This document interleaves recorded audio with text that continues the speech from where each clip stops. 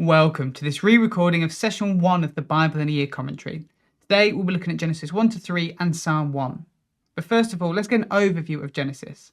Genesis, along with the rest of the Torah, Exodus, Leviticus, Numbers and Deuteronomy, are traditionally said to be written by Moses.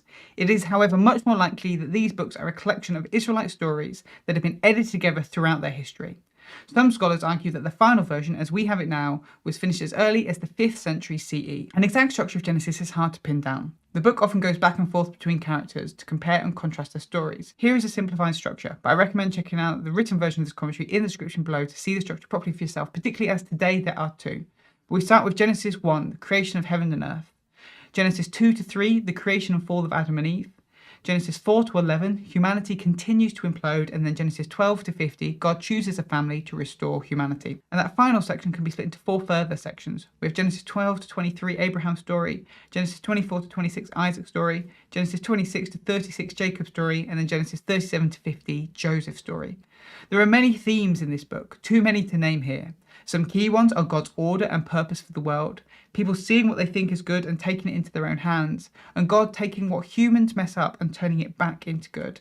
But let's jump into today's reading, Genesis 1 to 3. These first 3 chapters have so much in them that you could spend an entire lifetime unpacking them. So here are a few key beats.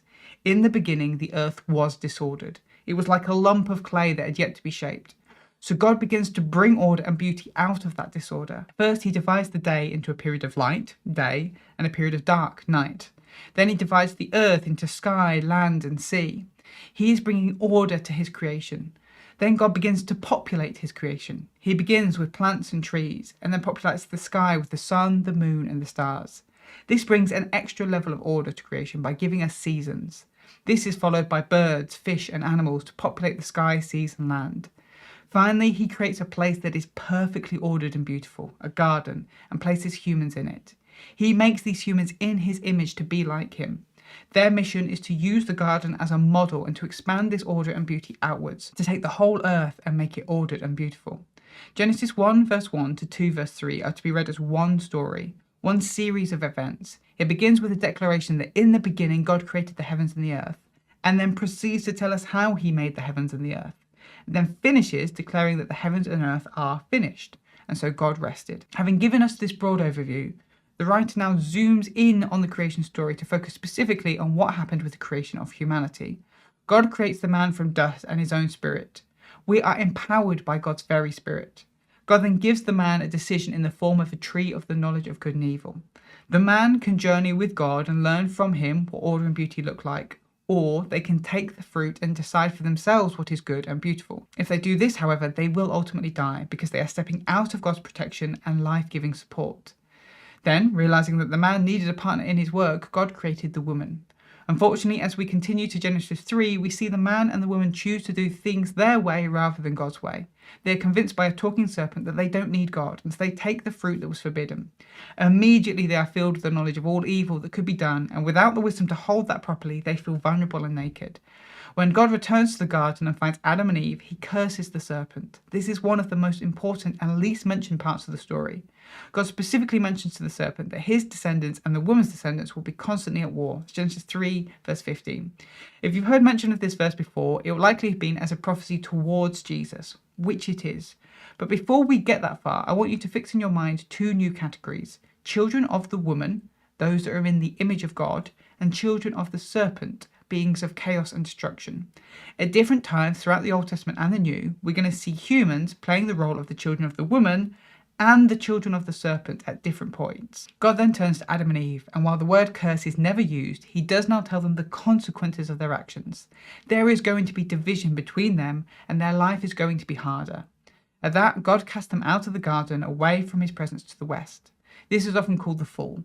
But what isn't as commonly known is that the fall doesn't stop there. As we're going to see, the fall really stretches out from chapters 3 to 11. In some early Jewish writings, the bits written in between the Old and the New Testament, we see that the people during this time saw the fall as a 3-part drop. We'll have a look at this over the next few days. But that's Genesis 1 to 3. Now let's look at Psalm 1. While Psalm 1 has no author attributed to it, it falls into the category of wisdom psalm. These psalms focus primarily on sharing wisdom with the reader and often reference the Torah or God's law, the scriptures. The structure of this psalm is interesting and is known as a chiasm. This is where a passage mirrors itself. The psalm then ends with a comparison between the righteous and the wicked. So we have verses 1 to 2, a blessed man should not stand in these contexts. And then verse 3, a blessed man is like a well-watered tree. This then leads to the mirroring. Verse 4, a wicked man is like chaff. And then verse 5, a wicked man cannot stand in these contexts. Ending finally with verse 6, the comparison between the righteous and the wicked. And the focus of the psalm is to lay out the key differences between those who are blessed or happy and those who are wicked.